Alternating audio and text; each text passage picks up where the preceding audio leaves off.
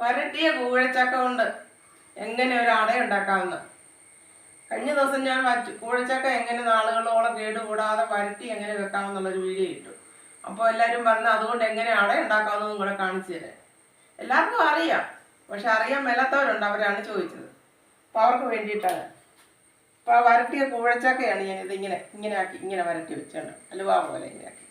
അപ്പോൾ ഞാനത് ഫ്രിഡ്ജിൽ വെച്ചിരിക്കുവായിരുന്നു. നമുക്ക് എത്ര നാൾ വേണേലും ഫ്രിഡ്ജിൽ വെച്ചേക്കാം ഇങ്ങനെ സൂക്ഷിച്ച്. നമുക്കൊരാവശ്യമുള്ളപ്പോൾ വെളിയിലെടുത്ത് ഒരു മിനിറ്റ് ഒന്ന് വെളിയിൽ വെച്ചിട്ട് ഇങ്ങനെ തോണ്ടിയെടുത്താൽ മതി.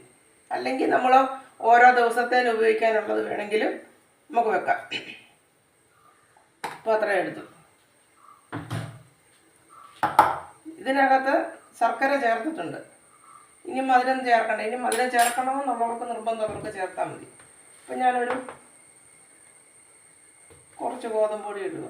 നമ്മളൊക്കെ എന്തേലും ആവശ്യം അതനുസരിച്ച് ചക്കയും ഗോതമ്പ് പൊടിയും എടുക്കാം.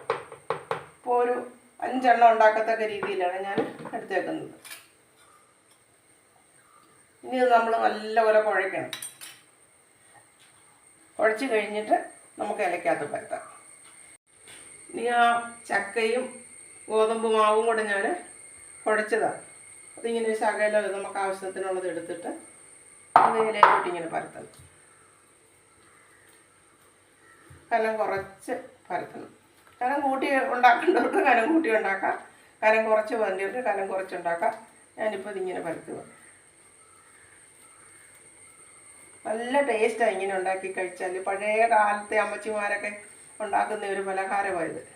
ഇവരൊക്കെ നാളുകളോളം ചക്കയൊക്കെ സൂക്ഷിച്ച് വെച്ചിരുന്നിട്ട് ഇങ്ങനെ ഉണ്ടാക്കും. വരിക്കച്ചക്കയിലും ഉണ്ടാക്കാം. വരിക്കച്ചക്ക വരട്ടിയും ഇങ്ങനെ സൂക്ഷിച്ച് വെക്കാം. കൂഴച്ചക്ക വരട്ടിയും സൂക്ഷിച്ച് വെക്കാം. അപ്പോൾ കനം കുറച്ച് പരത്തി. ഇപ്പോൾ ഞാനിത് തേങ്ങ ചിരണ്ടി ഇതിനകത്ത് ഏലക്കായും ജീരകവും ഇട്ടു. മധുരമൊന്നും ഇടേണ്ട ആവശ്യമില്ല, വേണ്ടിയവർക്ക് ഇടാം. ഇതിനകത്ത് ഈ ചക്കയ്ക്ക് നല്ല മധുരം, അതുകൊണ്ട് ഞാൻ വേറെ മധുരം ചേർത്തില്ല. ഇപ്പോൾ തേങ്ങ ഇങ്ങനെ വെച്ചു. ഈ തേങ്ങ ഇങ്ങനെ വെക്കാതെ ഇതിനകത്തോട്ട് ഈ മാവ് കുഴയ്ക്കുമ്പോൾ ഈ തേങ്ങ വേണമെങ്കിലും ഇട്ട് നമുക്കുണ്ടാക്കാം. ഇതിപ്പോൾ ഒരു ഭംഗിക്ക് വേണ്ടിയിട്ട് ഇങ്ങനെ ചെയ്താൽ. എന്നിട്ട് ഇത് ഇങ്ങനെ മടക്കണം.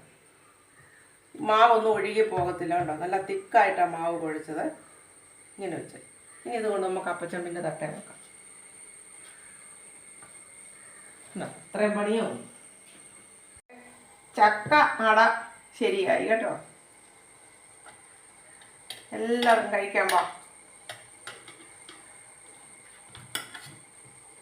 ചക്ക അട ശരിയായി.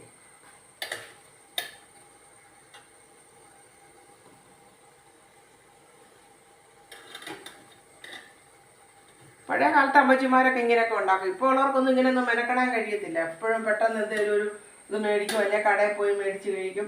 ഇനി പൊറോട്ട ഇങ്ങനെ കൃത്രിമമായിട്ട് പെട്ടെന്ന് ഉണ്ടാക്കാം, അതിനെക്കുറിച്ചുള്ള ഗവേഷണത്തിലാണ് എല്ലാവരും. ഇതൊക്കെയാണ് ഉണ്ടാക്കിയത്. സമയമില്ല, എല്ലാവർക്കും ജോലിയും കാര്യങ്ങളൊക്കെയാണ്. ആർക്കും സമയമില്ല, അത് വേറെ കാര്യം. പക്ഷെ ഇത്ര നല്ല ടേസ്റ്റി ആയിട്ടുള്ള ഫുഡ് നമ്മൾ പണ്ട് കാലത്ത് കഴിച്ചിട്ടുള്ളതേ ഉള്ളൂ. ഇപ്പോൾ ഒന്നും ആർക്കും അതിന് സമയമില്ലതാണ്. ഇങ്ങനെയൊക്കെ ഉണ്ടാക്കി കഴിക്കണം. എൻ്റെ വീഡിയോ ഇഷ്ടമായാൽ ലൈക്ക് ചെയ്യണം. ഞാൻ മറ്റൊരു വീഡിയോ ആയിട്ട് വരാം.